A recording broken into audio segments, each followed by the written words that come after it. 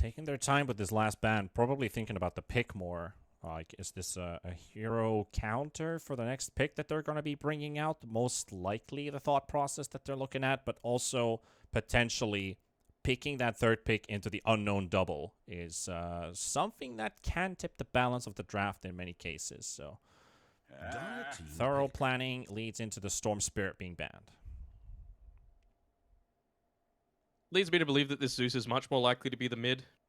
Just the amount of times they could still Wyvern, right? The amount of times that we've seen these two heroes that are super vulnerable if you get on top of them just crumble if it's up against something like, you know, Storm Spirit, Puck, Void Spirit, Bat Rider, and then have a much easier time.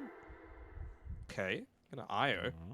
Could they? I'd really like to see a Grimstroke come out here for Hydra. It's something that can lane really well with a Lycan. You just toss the Inkswell onto the Wolves, and then suddenly you have a stun for the laning phase. They got a Wyvern, which is fine as well. You know, just more stuff that's going to get benefit out of countering the IO pairing. But I still really like the Grim, man. Like, not anymore because Marcy, I feel, is much better as a support. But it would have been great with a Soulbind. It would have been great just to seriously reduce the effectiveness of moving around in a lot of these engagements. And I guess the Lycan will do. Sorry, the Wyvern will do. The Winter Lycan. It's also a kind of a block pick as well. Even if PuckChamp were to play this IO as a 4, you don't have to worry about the Wyvern counter against the Lycan. Ogre and Wyvern, though. I mean, I like the Ogre with the Lycan, but I don't think I like the Ogre with the Wyvern. I'd just be a Wyvern mid, right? And then you just Bloodlust him up. He's just like a machine gun on the back lines. Seconds to pick. Have I ever seen Could go Ascol? like a... Actually, Yeah. true. Ascol has played mid Wyvern before, so I'm not gonna say I've never seen him play it. Probably I haven't cast him when he's been playing with the Wyvern, but he did play against Cybercats, and that was a win. I want to see his item build actually for this game. So he went Witchblade, Aghanims, BKB, Boots of Travel. Okay. Really, the travel after those the items in the BKB. Actually no idea when he's built it. It just says that he has it. Doesn't have a timer on it. Okay. There's a bit of a gap That's between the Witchblade and the Aghanim Scepter. So I believe he's rushed the Ags, but has he built it before or between? Never mind. Rory Ursa turns into a most likely Cryolite Ursa. Hmm. You like this? Still you like think this they pick? can Mars, man. I still think they can Mars, though. That's the big thing. Like, having an Ursa is fine, but you do basically nothing against a Wyvern. You're probably not going to be able to catch a Marcy. You're definitely not going to be able to catch a Lycan. And you have, like, no lockdown outside of Tiny right now. They need a Mars. They need something to be able to lock people into the arena. Wyvern doesn't care. You can just fly out of it. Ogre, not the highest priority, but it's the Lycan. Lycan's the one that's going to, like, win them the game. Yeah. The carry matchup is pretty interesting as well in terms of Lycan versus Ursa. Ursa's gonna have a bit of difficulties catching up with the Lycan if he's shapeshifted. Outside of that, Ursa definitely beats the Lycan in a 1 versus 1. It's the ulti power, the cooldown-based Hydra lineup in a sense. The Wyvern doesn't rely too much on it if they decide to put a mid, which does look like the case. Zeus versus Wyvern Like in mid. The other thing is, like, where's the dive for the Wyvern? Like, if this is a mid Wyvern, let's say, all you need to do is, like, let someone else on your team start the fight, and then you should basically always know where you can take the fight, right? Right, You'll have yeah. vision. You could just be flying constantly. I'm assuming you've got the Ags. You are always applying the Arctic Burn to the Tiny, so he's never going to be able to get a Blink Dagger off to find you out. Always applying something to the Ursa. He doesn't have a way to catch you. So, yeah, in my eyes, like, they really, really, really need on PuckChamp some sort of way to just prevent the Wyvern from flying around doing whatever the hell he wants. That's why it was a really good Night Stalker ban. That's why it's a really good Beastmaster ban. Because ban, yeah. 10 seconds to pick. They give vision, and that's exactly what you need. Yeah, those are pretty solid bans. And the Enigma, which I was hoping to maybe see, is out of the game. Hydra looking for the carry. So Rory, who has been playing a various amount of heroes in the past, that's one of them, faces Void out of his 7 hero pool. the last game for Hydra in the division, most likely, unless they can score a tie, is faces Void, Only the 10 hero to turn the seconds. tide. I mean, against an IO, it's kind of 5 terrible, right? seconds But remaining. you also have the factor of it's just another body that is going to be there to allow the Wyvern to win the game for you. Like, Wyvern will be the one winning these team fights. Choose your They Doom hero. instead, but it's just... The thing I'm concerned about is that PuckChamp are so reliant on finding the Wyvern at the start of every single engagement. And if they don't, I think they lose all of these engagements. Unless Askold's positioning is really bad, which I don't think it is. I think he played decently enough in game number 1 and throughout the season as well. So I prefer most of Hydra's draft, if I'm being honest, but I mean, it was a bit of a meme draft by PuckChamp in game 1, and they just rolled over them, so it's kind of hard to go past that as well. Yeah, that was a bit of a outclassed performance from PuckChamp in game number 1. I like this Doom pick into the Faces Void, a perfect counter to it. Really just renders this Faces Void into pretty much a creep at that point. So I do like this Moloch pick to finish off the draft. You have IO Ursa, and then you have your support Tiny as well to go pairing up with the Doom. And since Void isn't the best fighter in the lane, I feel like PuckChamp currently is winning 2 lanes. Yeah, for sure. It should be a pretty good game again for them. Like, the Doom, it's a little passive as well, sure, but I think you should at very least break even, which you're not really going to be in that situation too often as the Doom. Probably Faceless Void, one of the few carries that you could probably look to do that against, other ones being like the Spectre, for example, but I don't know. I'm just going to sit back and enjoy it. I learned in game number 1 not to assume anything because, you know what assuming does. One thing that I see as a big difference here is the way this game starts. Hydra smokes up as a team. PuckChamp doesn't smoke from the fountain. Small minor details, but what do you think about Their that? fighting is pretty horrible on PuckChamp, right? So I think that's just going to be the mentality there. You see Roger walking around. He scouts out the fact that there is some kind of vision set up already. He did give up his life first, right, in the previous game. On the Sven, just walking up onto that high ground. So clearly a man without fear. I would like to see a deep ward in the bottom lane placed down, but they've already placed down a 1 minute until 30 seconds stairs after ops inside the jungle, and they won't have one for the bot lane to snipe couriers. And they've already established vision on the side of Hydra on this one cliff, so they will see if they were to put any vision down there. Plus, Zeus would like to have something in mid, as he does. This one, at least, is not located here. This is the spot that I like when they put the ward down here, because it's blocking vision under the tower attack range, so it's a bit harder to spot if the vision is actually there. It's a bit off the marker. Now it gives a much broader area, but much easier to deward. But they won't get the chance to See that from go Malik for as it. well. He was able to devour a Lycan Wolf at the very beginning, and he's going to get value out of it as well. Yay. Obviously, very, very passive start to the game a lot of the time. Koval going to try and chase him down. Extra 50 Never- gold. Yeah, I never took notice of how much movement speed Marcy had, but 310, very healthy. So And she the lane wanted to swap. chase down Malik.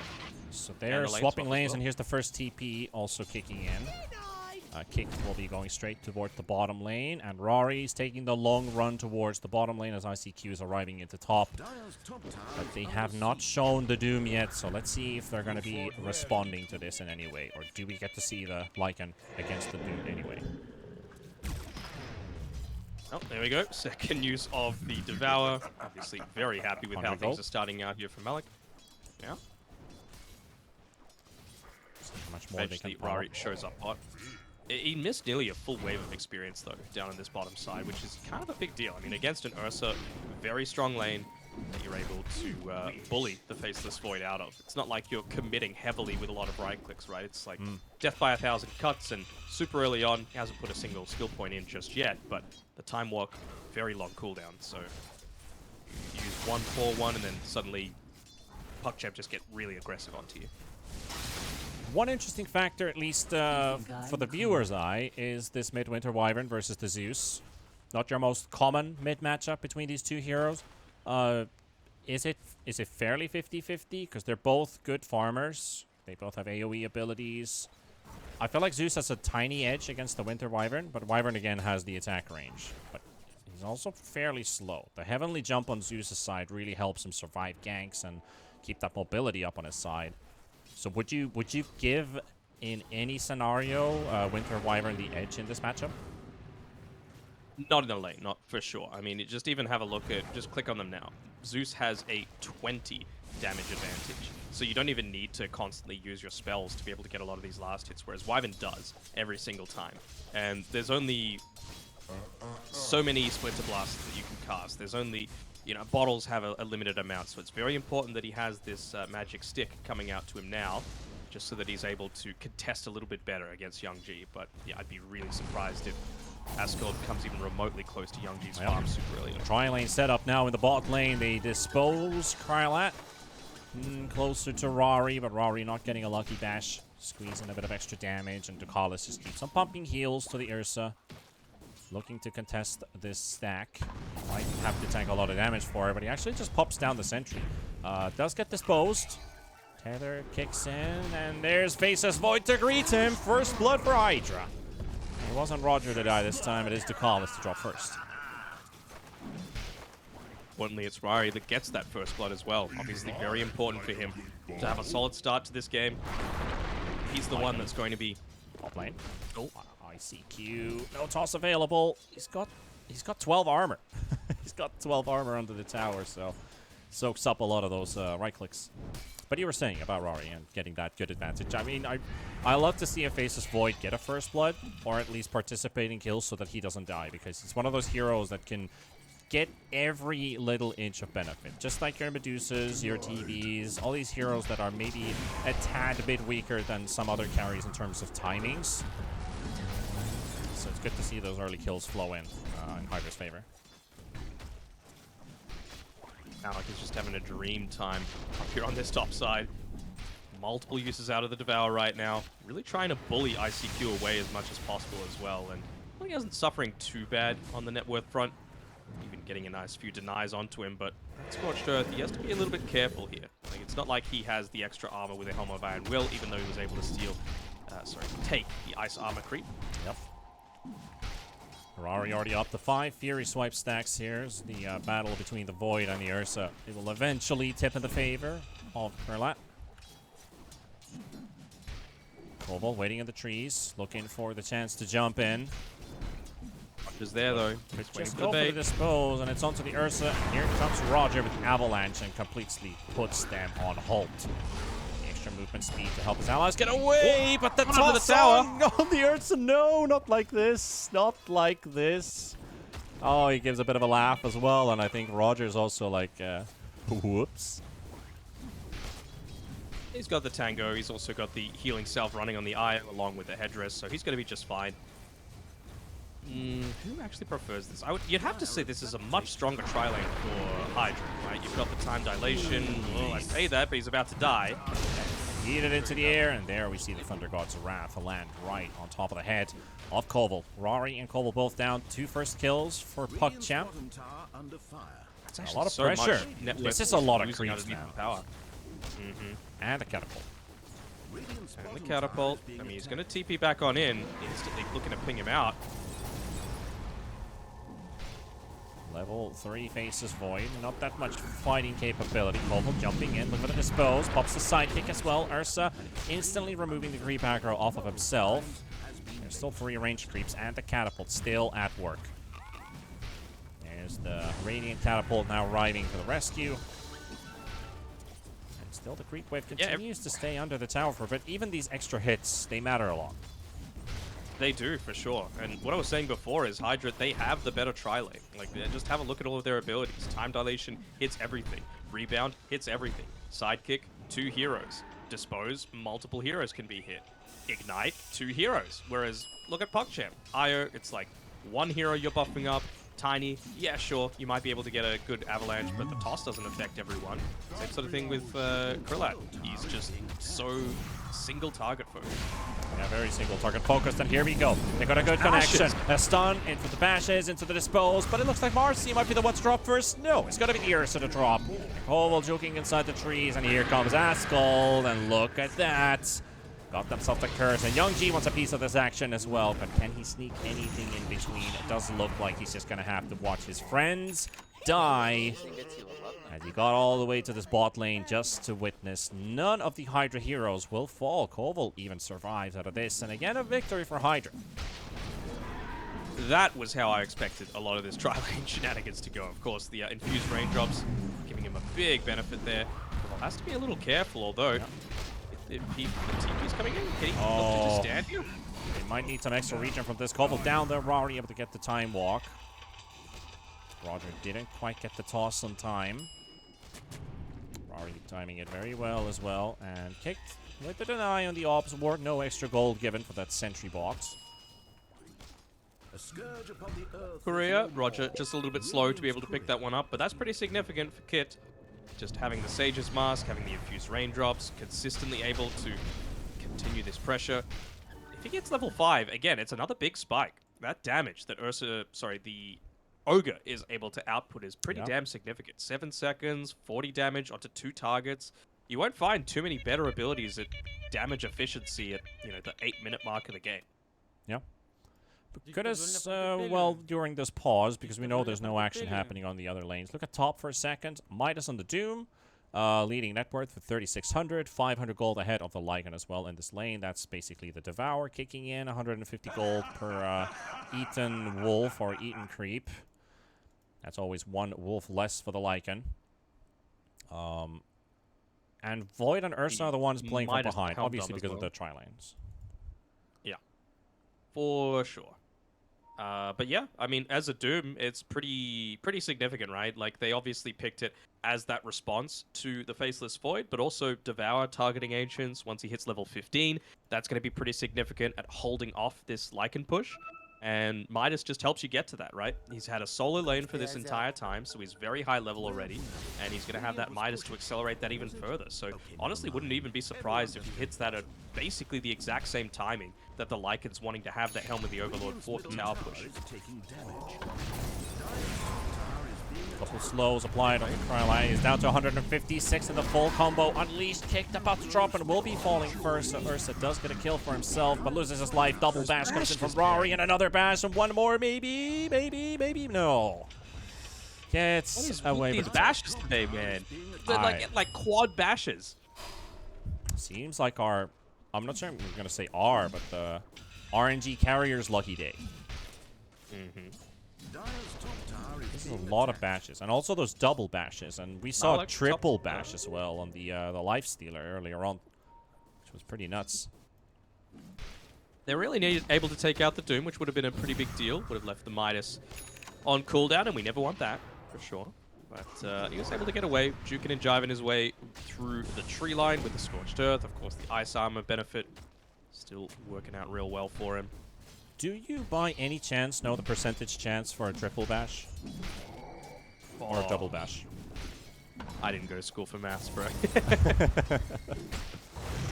I'm just intrigued about numbers all the time, so that's something that when you see it happen, you can look at the odds. There was one NA series that I think we were casting maybe like half a year ago. I remember that their probability to win in the playoff bracket, it might have been a qualifier, it might have actually been the league game. Their chance to reverse sweep the series was 0.24% in terms of when the series was started, and they did it. Oh, it was a quick bash. really double bash is 4% at the current level. I know that much. Okay. But triple, whatever 20% of 4% is, like 0.8%. Yeah. 0.8%. Okay, so that's it's pretty small. It's not a lot for sure. You're gonna do that once in almost every 108 hits or something like that. So gotta start racking up those right clicks. Now he just bashed twice in a row in the same creep. So some of the fun parts about Dota. Anyway, It's first 10 minutes. 17%. What? It's the new 17%. Spirit new Breaker's not in the yeah. meta. You got to give it to the Faceless Void instead. At least the first 10 minutes have been rolling fairly even here. Ascalt's getting a lot of damage onto Roger. Has to use the Avalanche to keep the distance. Tanking the tower. Young G's also here. And so is ICQ, and the Shapeshift will be used. Hunt for the Zeus is on, or at least for the tower. Tower's good enough though, right?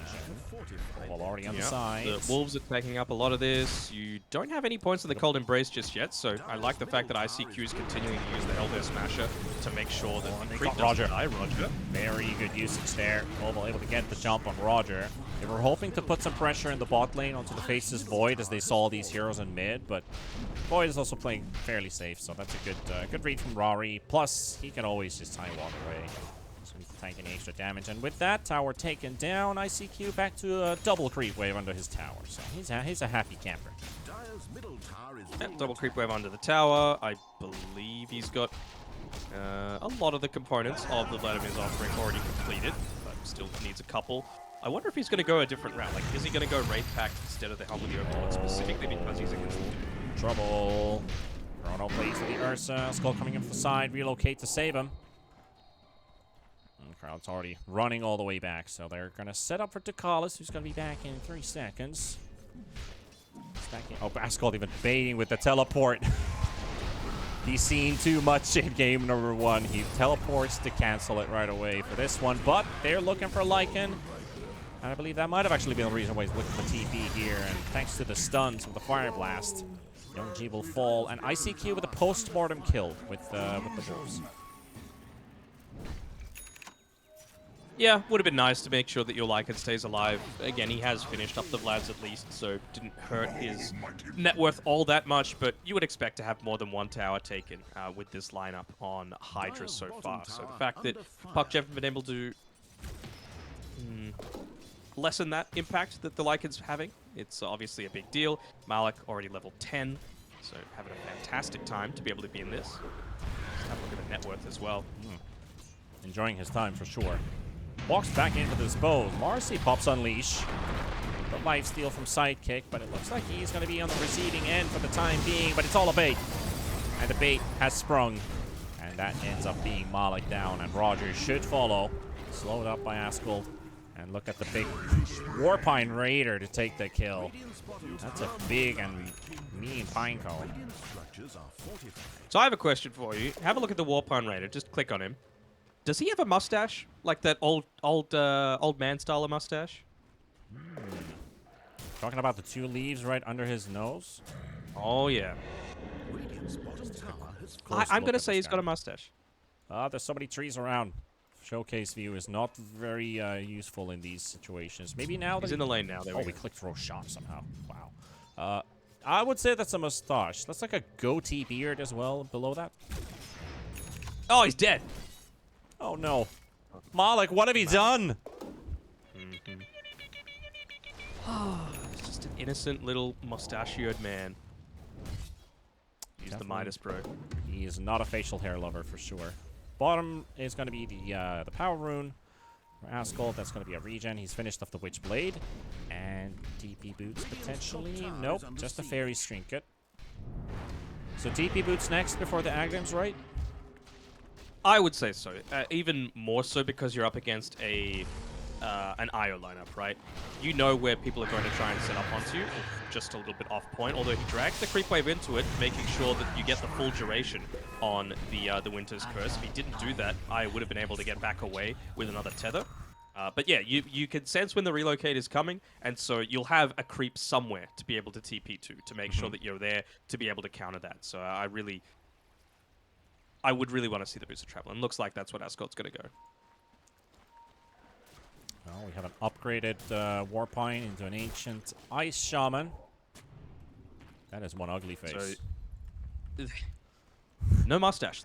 No mustache. He is one that needs to convert on this, right? Like, you've got such a little time window where this is actually going to be useful. Because Doom already level 12, right? He's going to have that Devour constantly running. He's got the Midas. He's eventually going to hit level 15, probably within the next, like, 5 minutes. So Dire's top tower you got to take at least this tower plus another tier 2, I would say. And then you're like, all right, well, we've gotten decent enough value out of this Lycan. And then we can look to focus, I don't know, the Zeus instead. Just try and run at him. Really like the idea that ICQ is lining up the drums, but they're going to walk into Malik. This Bose comes out, and Koval unleashes the unleash. Marcy is hammering this Doom, but Doom is also fighting back valiantly. Robert coming in with the Chronosphere to secure this Doom kill. Highest net worth hero going down. Curse down on for 5 seconds. Kurlat knows exactly the Wyvern needs to fall. 2 more seconds. Ducalis is very close to him as well. Roger did go down, but Rory's also dead. Relocate finally comes in through Ducalis. We'll be able to take the Urza to safety. And they're both going to be fine with this. They did relocate from It's an the bot important lane kill, to the though. fight. I was talking about how important it is to make sure that that Doom doesn't get the farm, right? Like, if he has this Midas off cooldown, if he has this Devour on cooldown, he's not getting the XP. It's a big win. It is a big win. Economy-wise, that's a lot of money that could be gained. Might be going in their way. Roshan has also been taking very fast here, but who can intervene? Roger with his fresh Blink Dagger finds a kill for himself. Roach has already been taken. Rory secures it, and Kurlak coming in from the side. Malik is here. He's got the Doom ready, but he can get cursed up, and Tiny will be falling as he's being taunted by the Doom. For one, I want to understand why the Winter's Curse causes you to taunt. There's something in the flavor text. Sometimes the enemy of my enemy is still my enemy. Okay, that doesn't really open it up. I didn't go to school for English, so it's. Did you go to school at all? Yes. Yes, I It did. was something completely useless for casting. Yeah, it doesn't always help us here. Malik ready for the Doom and faces Void. Life number 1 about to go down the drain, and Marcy's also dead. But do you have any slows remaining? Shock is on cooldown. They're just trying to read the direction he wants to jump in, but they're coming on the other side. Heavenly Jump will help them out. Rory will go down. Aegis plus 2 kills. That's good for PuckChamp. Some valuable experience. Malik, he's level 13.5. Dire's middle It's tower approaching is that falling. time. And suddenly Lycan is like, well, now I can't do anything.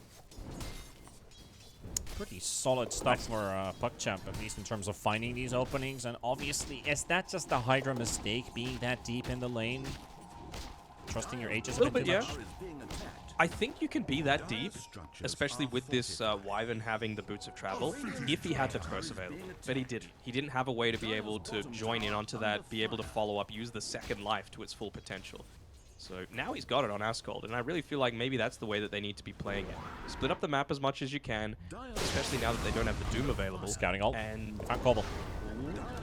Yeet. and then look to try and counter-initiate. Like, you've got this Wyvern counter-initiation potential.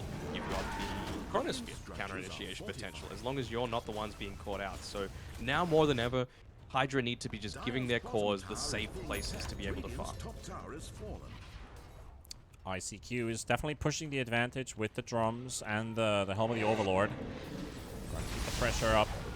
Split pushing now this bottom lane instead of the top lane that they just freshly gave a couple kills away and lost the tier 1 tower. So mirror movements on the map for the Lycan, which is always a good thing to see when you're playing cores who need to be active in the map and not just the jungle.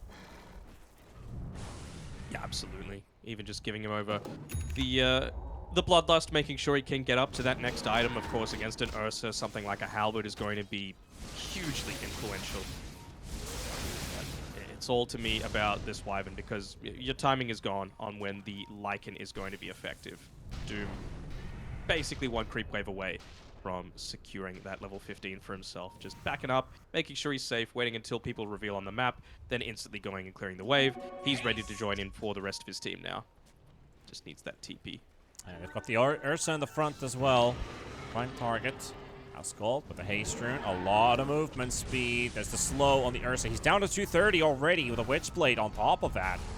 Able to Earthshock back into the safety of his tower. And they're smoking up on PuckChamp's side. Roger, Malik. We also have Young G following up. 20 seconds for Thunder God's Wrath and an Arcane. Arcane, really good for the Zeus here. This is a prime fight for Hydra. So it does come down to the Chronosphere from Rory if they do get forced by the aggression from PuckChamp. How good of a Chrono do you land, and where do you land the Curse? How many kills do you get, and how many people you stay alive? The basic stuffs and Dotas. Yeah, Youngji's just farming up here on the top side. Of course, it's important for him to get into that Aghanim Scepter, but right now you've got your team walking underneath a pretty obvious observer position, so if he could have perhaps scouted that one out previously when he was under the cover of the smoke, he wouldn't have died. Sorry, he wouldn't be in a position to die, because you see Hydra, they clearly want to try and take out this Zeus, recognizing that he is such a big portion of the damage coming through from PuckChamp. Just outside of vision as well, inside the jungle. Marcy This is already the thing has as well with the Wyvern, you could play a little bit more farmy, I guess, because you're almost always going to have something to be able to TP to with this Lycan, right? Maybe it needs to be the communication coming through of, hey, can you hold one of your wolves off to the side so that it's not getting Midased or devoured or whatever, right? Yeah. Just so that you can always have that initiation or counter-initiation rather potential. Coming down bottom though from Asgold. Doesn't want to reveal on the lane, because then that'll give them the permission to go in, use the relocate to try and get a kill elsewhere. Looks like that might be what PuckChamp are going for. Now that he is showing on that bottom side of the map, they knew that he wasn't there previously. Could be him that they're trying to go for. Again, this game is very easy for the Wyvern if she has Axe. So you just got to keep trying to kill her, use that unreliable gold, and prevent her from having that tool. But it's cool. I like it. He just plays only in the lane as much as he needs to. He's very happy to duck back, even if it means he misses this siege creep. He doesn't even do that because he's got the Arctic Burn. But yeah, they're holding off fairly well. I'm liking this play coming through from Hydra. Malik eats the Ancient right away, so goodbye Overlord unit. Gone. The tower falls, but they did get a response. You got the tower. That's the thing, though. You got the tower, so it's kind of like, not job done, but Job's done. Job's done. Ready to work. Roger is being hunted. Disposed from 1,000,000 miles away because of the Aether Lens on the Marcy, so that will be a pick-off for them. 30 seconds he's going to be back up, though, and he dies on the other side of the map, so nothing that Hydra can really convert to, except attempt the smoke. This one, this is the bigger play. Like this. Yeah, I like this a lot. I mean, they've still got all of their ultimates, and the Doom Devour is still a minute cooldown, right? So you're going to get at least, what, 10 seconds? Prime target in mid. Do something. They will see him right now, but Koval doesn't want to go for him. They want Malik. Koval actually just jumped down to the low ground, but with the Chronosphere, batches are flying in. This Doom is still surviving and surviving till the end of this fight as well. Dakalis is going to be targeted next, and Malik will go to eat one of the creeps away, but he will be killed mid-tether. Yagrel going in for the fight. Oh, they found a lot of damage from Youngji as well. Asgold is fairly low on HP, but the Curse will keep the Tiny on the spot. And PuckChamp, they're now stacking up on the high ground position, and they've got Roger to be sacked in the low ground. So he forced out the ultis. Roger getting killed here. Creeps are doing a lot of damage to them. Kick is even body blocking the setter for a moment. And looking for the Hadouken. And it's not enough to kill Malik. Rory will finally get him there, and Kick will assist getting this one done. Rory continues to chase PuckChamp. PuckChamp got no kills out of that. And a very successful smoke in the end for Hydra. Yeah, and you know what else is very successful? Wyvern wasn't killed. Has the Aghanim Scepter completed, has a double damage bottled as well. And they're just going to put some more control inside of PuckChamp's triangle.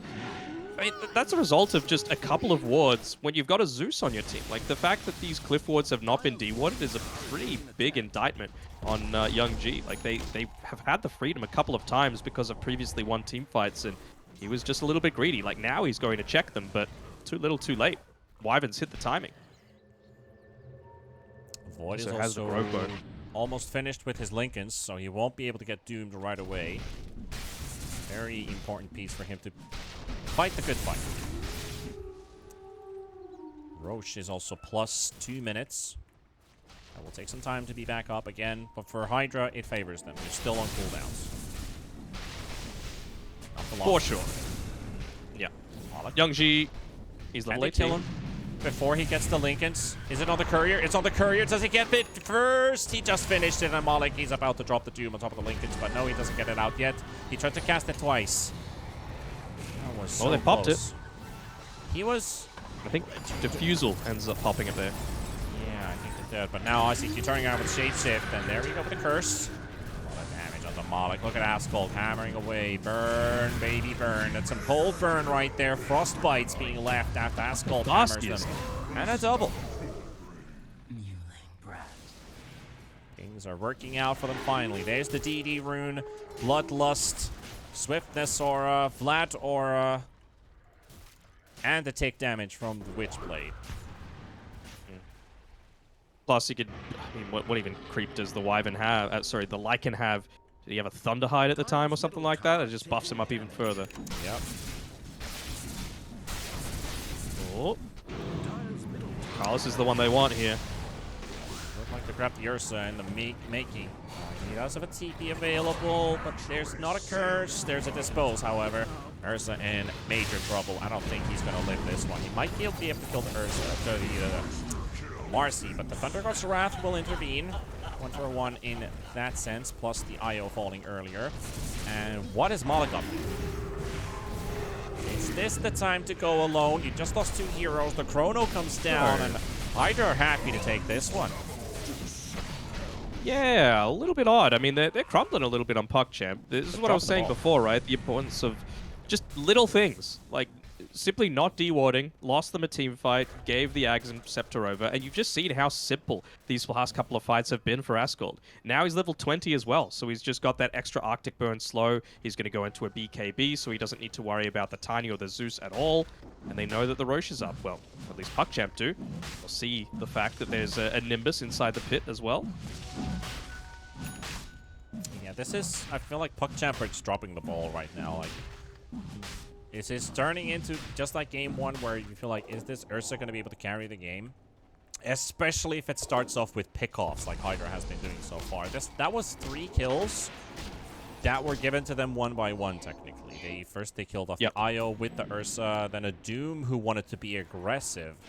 I still don't get the reasoning why Malik wanted to go there and play aggressive. I maybe he thought the Lycan was alone and there's nobody nearby, but there's so much mobility on the side of Hydra. Ascult can literally teleport onto any creep, where the Lycan might leave like a wolf behind, so you could teleport into it. So you can't underestimate the mobility on the side of this Radiant lineup. No, for sure. And, well, PuckChamp, I guess they just want to continue farming for a little bit. They've got the Aghanim Scepter on the Zeus. They're actually going to start moving in towards the Roche pit, but they have to be careful if Hydra are somewhat aware that this might be going on, because Doom just previously used his Devour onto just a Alpha Wolf, so it means that he's not going to be able to have that for the team fight when Lycan does decide to join with his Nature Curse. There's no Chrono. A lot of damage onto Ursa. Huge jump as well. Ascult getting saved by the Force Staff. And now we got the curse out, and Ursa is gonna drop for sure, unless Ducal... Oh, he broke the tether, but no, he still got him. It looked like he broke it for a second, but he able to get it anyway. And now the Doom is onto Marcy. Doom on will his own die, again, and Marcy is getting out regent here. The Doom damage is not going to be enough. The Ducal is at the pit as he's pulled them back in from the relocate. He's also dead. And Hydra, they just clean house. Again, a clean, flawless fight for them. And a Roshan secured. A Roshan secured. We've also got, well, now they're going to have to deal with a little bit more of that push coming into their base as well.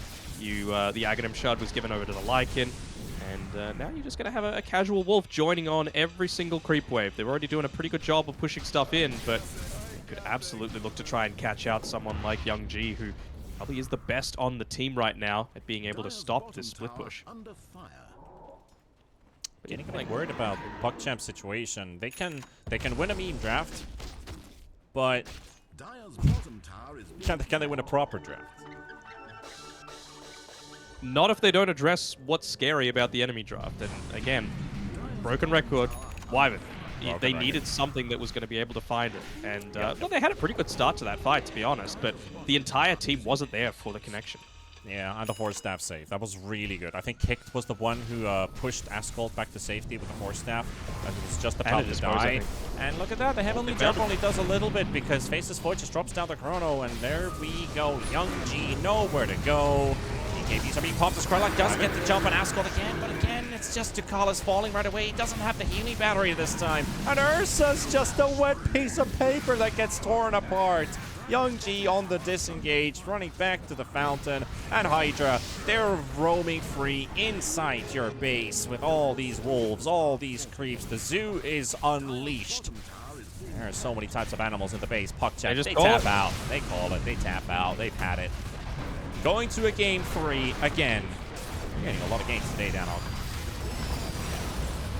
It's what we want to see, right? These teams clearly are valuing their spot in the DPC, and man, my regular lad Ares, he keeps trying to shit on me, saying that Wyvern is not a top 5 hero this draft, this patch. Hello? Are we seeing this here? There's multiple roles that could be played in. Just could completely take over a game in a situation like this. Ascult 11, 1, and 9. Some of the credit, of course, has to be given to Koval, as well as Kicked with the Force Staffs, with the Disposers, to be able to bring him out to safety, but he did what he needed to. It was the correct item build-up, which Blade Boots of Travel to be able to respond to the relocates, Aghanim Scepter, punish the fact that, PuckChamp, they got a little bit lazy. They got a little bit lax, maybe we could call it. Well, they executed pretty damn well around a lot of those mistakes that PuckChamp were making. Indeedly so. That's a bit of a wake-up call for PuckChamp, I guess, in a sense that you can't just enter a series with your jacket open, I guess, in the sense... I mean, you might have gotten away with game number 1, but Hydra showing perseverance and longevity, I guess, in a sense as well, that they were given the time to split push all those deaths that Rari would give when PuckChamp would fully commit to him, did enable ICQ to split push at the same time, which was fun to watch, that he would still mirror move, while Rari was the one to play more aggressive, when usually it's the other way around, where you have the offlaner trying to push, he's getting caught, and then you have your carry just jungle farming and getting himself bigger. It went the other way around, and I think that played a pretty big role as well in terms of how the end result would be into those team fights. Ascult given the free roam, broken record, Wyvern can't leave Ascult unchecked. That was a good victory for Hydra. I think they really needed this one. Can you go off of our beautiful faces onto the post-game screen, please? Let's go back. What do you want to see? Okay. Can you look at the graphs, please? We're at the graphs. Let's have a look at Team XP and net worth. Right where it starts to spike back up in Hydra's favor. You know what happens then? That is the Aghanim Scepter. That is the Aghanim right Scepter. There at that point. And then as well, have a look at player net worth, because we were calling it out towards the end of that game, but Malik fed a few kills away that he probably shouldn't have. Just highlight Malik's net worth. Look how far ahead he was, and look how stagnant that farm was after the fact. Like, just... some of it coming from buybacks, some of it coming from the fact that if you're dying constantly, the Devour isn't actually working, some of it coming from the fact that he was saving the Devour to be useful against the ancient creeps that the Lycan had. But it just felt like they stopped playing together properly on PuckChamp, and I don't know, it was a little bit odd. So yeah, these are the things that can happen in very quick succession if you aren't on the same page. They might have looked a little bit silly in game number 1, but game 2, Hydra came to play. And game 3 is just around the corner.